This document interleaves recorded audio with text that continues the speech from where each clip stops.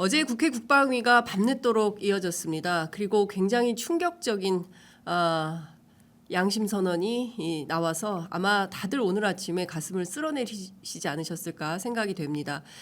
곽종근 특전사령관이 대통령과의 통화 사실을 양심 고백을 했는데요. 실제 이 양심 고백을 끌어낸 분입니다. 국회 국방위원회 소속이신 더불어민주당 박범계 의원 우선 전화로 연결하겠습니다. 의원님 나와 계시죠? 네, 안녕하세요. 예.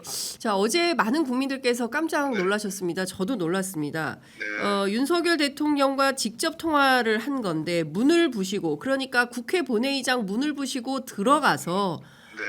아직 의결 정족수가 되지 않았으니 의원들을 끌어내라, 끄집어내라. 네. 의원님 처음 이 얘기를 그 곽종근 사령관한테 듣고 어떤 생각이 드셨습니까? 제가 이제 두 번째 통화까지는 네. 오전 질의에서 끌어냈잖아요. 네네. 그러니까 곽종근 사령관의 표정과 다른 의원들이 질의한 것에 대해서 첫 번째 통화만 있는 것이 아니다라는 느낌이 네네. 제가 이제 집중적으로 관찰하고 경청함으로써 이제 두 번째 통화를 끌어냈고, 네. 그 다음에 이제 점심 직후에 곽종근 사령관이 저를 보자고 우리 당 그러니까요. 전문위원을 통해서 이제 만났어요. 네. 예. 사모님이 또 의원님을 또 좀 믿을 만한 그 분으로. 나중에 예. 안 얘기죠. 네. 중간에 얘기하다가 사모님하고 우리 곽종근 사령관이 통화할 일이 네. 있었던 모양인데 거기서 이제 흘러나오는 얘기가 예. 뭐 그런 예. 저를 얘기하신 것 같고, 처음에 그 얘기 듣고서 이거구나, 바로 이거구나, 맞아, 이것이 내란의 실체고 내란 속의 본 모습인데, 네. 그 당시까지만 해도 검찰이 주 김용현, 네. 종 혹은 부 네. 윤석열 이런 식으로 간다는 예. 그런 기사가 있었고, 김용현 곽종근 사령관도 네. 1차 검찰 조사를 받을 때 그런 느낌이 있었다라고 얘기했잖아요. 그렇습니다. 수사 검사가 예. 그렇게 하더라. 예. 그런데 이제 윤석열 대통령의 마지막 라스트 오더, 마지막 명령이잖아요. 예. 깨부수고, 그냥 부수고가 아니고 깨부수고 문을 깨부수고 들어가서 의원들을 끌어내라. 예. 아직 의결 정족수 150명이 안 됐다라는 이것을 보고 듣고서 이제는 정리가 됐겠구나. 내란 수계가 확정되는 순간이구나 하는 느낌을 가졌습니다. 네. 자, 의원님 이게요. 그러니까 12월 3일 그러니까 오후 11시가 아니라 12월 4일 자정으로 넘어가는 12시 반. 그러니까 일종의 그 의결 정족수가 다 채워져서 계엄 해제 요구안이 통과되면 이게 실패로 돌아가는 계엄이 되기 때문에 막판까지 윤석열은 이것을 성공시키고자 끝까지 밀어붙이려고 했다. 유혈 사태가 나더라도. 그렇죠. 네. 그게 핵심이지 않을까라는 생각이 좀 드는 건데요. 맞습니다. 예. 만약에 그랬다면 지금 어떤 상황이 펼쳐지고 있을까요? 유혈 사태의 곽종근 사령관이 그 뒤에 대통령의 두 번째 통화, 즉 마지막 명령이죠. 라스트 오더가 된 셈인데, 예. 그거 얘기를 하고 나서 했던 말이 유혈 사태를 얘기를 했고, 네. 많은 살상 예. 또는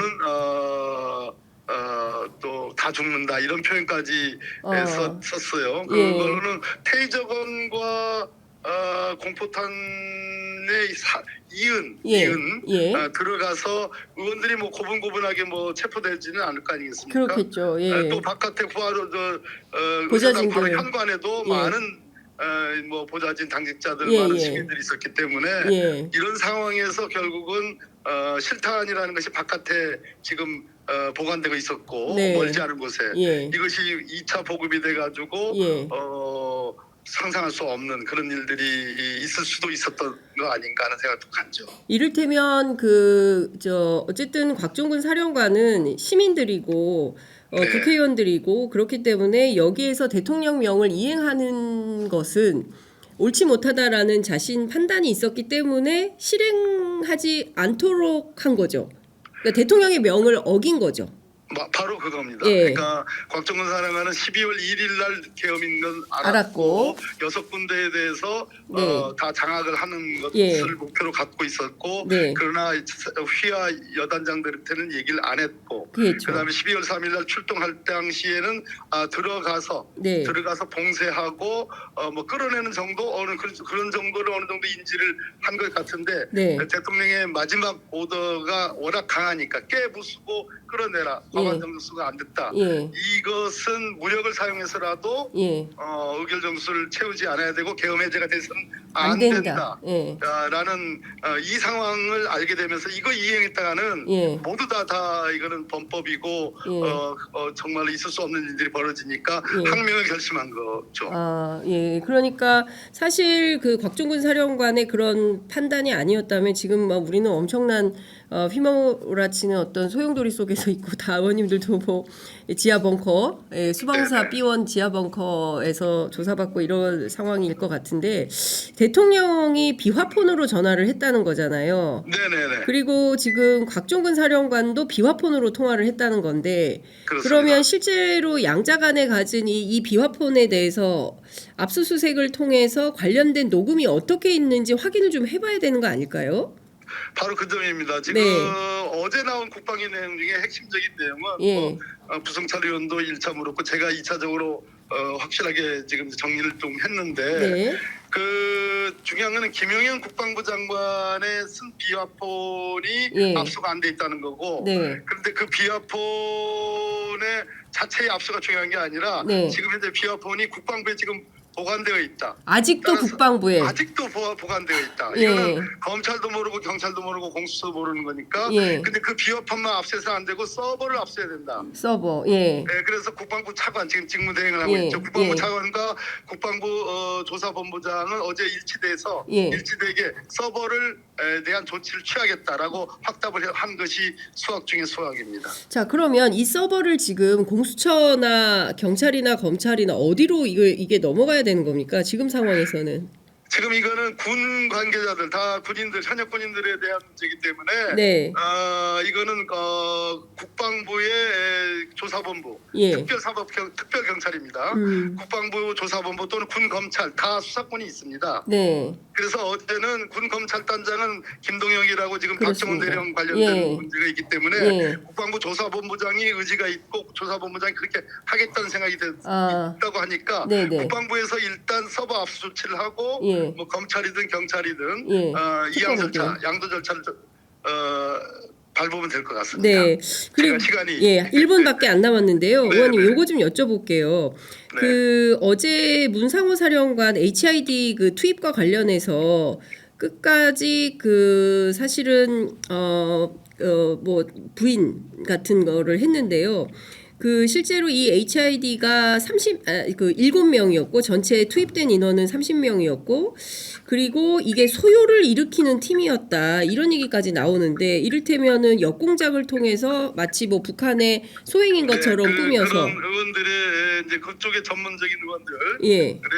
그러한 뭐 김영준을 포함해서 예. 그런 내용들이 지적이 있었고 네. 사회 혼란을 그러니까요. 급격히 일으키고 뭐 인민군 뭐 예. 그 복장 뭐 이런 등등이 좀 나오면서 네. 상상할 수 없는 그러한 어떤 격변을 예. 일으킬 수 있는 가능성들을 충분히 지적이 있었습니다. 네. 자, 지금 정도. 50분이어서 이제 마무리를 해야 될 것 같은데요. 하여간 지금 저희가 하시죠. 조만간 또 다시 스튜디오에 모셔서 감사하겠습니다. 말씀 듣도록 하겠습니다. 네, 네, 지금까지 감사합니다. 고맙습니다, 의원님. 네. 네. 지금까지 국회 국방위원회 소속 더불어민주당 박범계 의원과 함께 했는데요. 지금 상황이 매우 엄중하고 엄혹합니다. 오늘 아침 신문 보셔서 아시겠지만 어제 국방위에서 있었던 수많은 그 사실관계들은 확인이 되면 될수록 더욱더 국민적 충격을 주는 그런 사안이다라는 말씀을 안 드릴 수가 없습니다.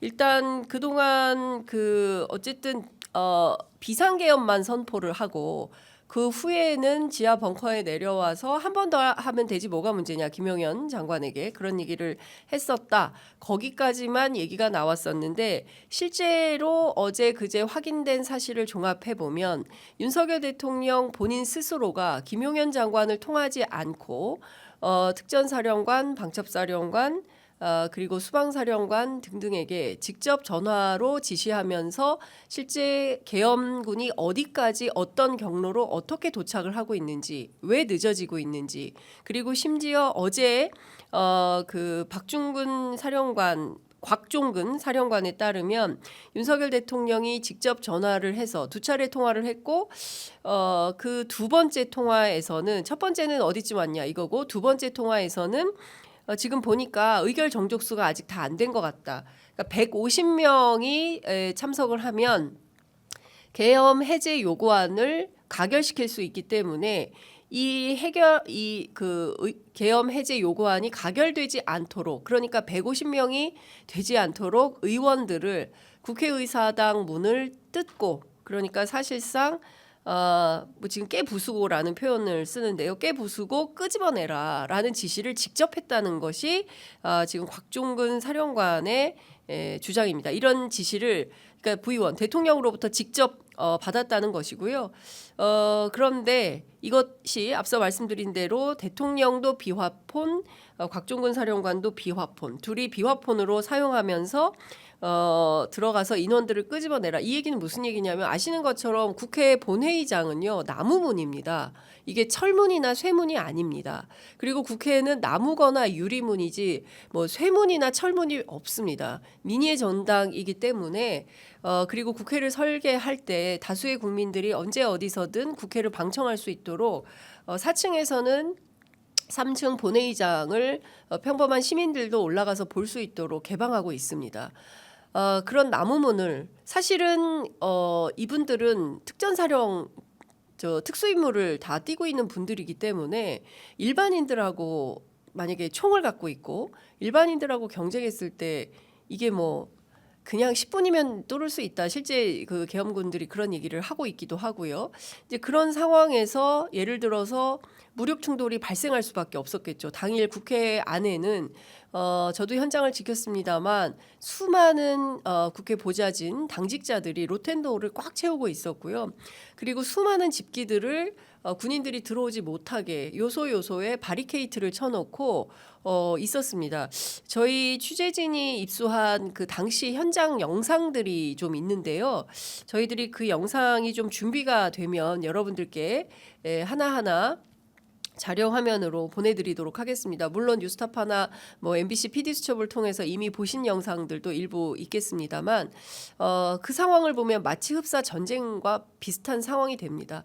그런데 그 상황에서 예를 들어서 곽종근 사령관이 대통령의 명을 받아서 항명하지 않고 수명했다면 명을 받아서 이행을 했다면 피바다가 됐겠죠. 예. 그리고 어제 조국혁신당의 조국 대표가 곽종근 사령관 등을 통해서 총, 중화기 등의 뭐 탱크 뭐 이런 그다음에 실제로 그런 단어들이 나왔냐라고 이제 계속 그 질의 공방이 있었습니다만 그런 내용은 없었다라고 얘기는 하고 있습니다. 중요한 포인트는 실제로 그런 상황이 펼쳐졌을 때 이 유혈 사태를 누가 책임질 수 있겠습니까? 수많은 사람들의 생명과 목숨이 왔다 갔다 하는 그 상황에서도 윤석열이라는 사람은 오로지 자기 권력을 온전시키고자 피를 보더라도 유혈 사태가 나더라도 국회의원들을 끄집어내라. 그래서 계엄 해제 요구안이 통과되지 않도록 해라. 박범계 의원에 따르면 그것이 곽종근 사령관에게 내려진 윤석열의 마지막 라스트 오더였다. 마지막 임무 지시였다. 이제 이런 얘기를 하고 있는 겁니다. 지금 생각해도 끔찍합니다. 로텐도호를 지키고 있었던 그 수많은 국회 보좌진들, 당직자들, 그리고 언론인들도 굉장히 많이 있었습니다. 그 언론인들 다 어떻게 됐을까요? 생각만 해도 정말 앞이 암담하다라는 생각이 좀 듭니다. 저희가 오늘 그 윤건영 의원 잠시 후에 모셔서 말씀을 좀 들을 예정인데요. 지금 상황을 지켜보면 오늘 어젯밤 사이에도 굉장히 많은 뉴스들이 쏟아지고 있습니다. 아시는 것처럼 어제 국회 국방위원회에서 중요한 사실관계들이 좀 확인이 됐고요.